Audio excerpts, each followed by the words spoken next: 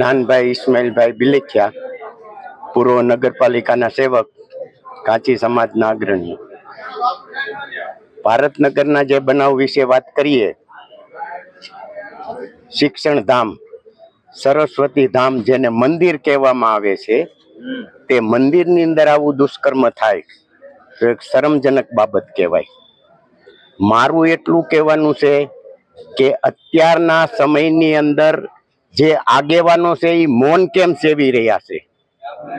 પાયલ ગોટી જેવો કેસ તો નથી, એથી વિશેષ એથી ભયંકર આ કેસ કહેવાય.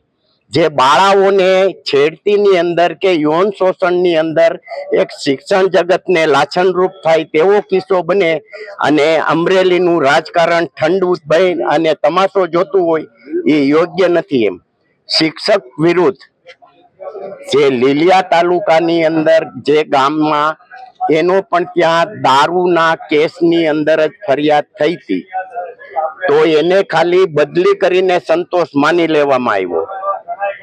તો આ બદલી થઈને એને એવી જગ્યાએ મૂક્યો કે જે એક અવાવરું જગ્યા છે. ભારતનગર એટલે એક પછાત વિસ્તાર છે, જ્યાં એ લોકોને મોકળું મેદાન મળી ગયું. જે આ શિક્ષકની એક દિવાલની સ્કૂલની એક દિવાલની પાછળ જેણે આ કાર્ય કર્યા છે, એમાં 2 દીકરીઓ છે એ લાઇટમાં આવી છે. બાકીની કેટલી છોકરીઓ વિશે આવું એને કર્યું છે એ જે બધું દબાયેલું છે. એના 3 દિવસના રિમાન્ડ પૂરા થયા છે, પણ પછીનું જે એની પાસેથી ને રાજ જાણવાનું છે એમાં કોઈ રસ લેતું નથી.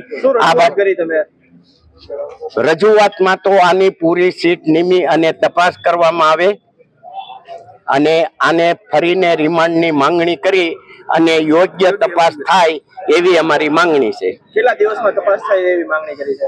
એ તો જે કાંઈ કલેક્ટર સાહેબ, અમને ન્યાયતંત્ર ઉપર ભરોસો છે. આ કેસની અંદર જલ્દીમાં જલ્દી આ કેસ ચાલે એવી અમારી ઈચ્છા છે, એવી અમારી માંગણી છે.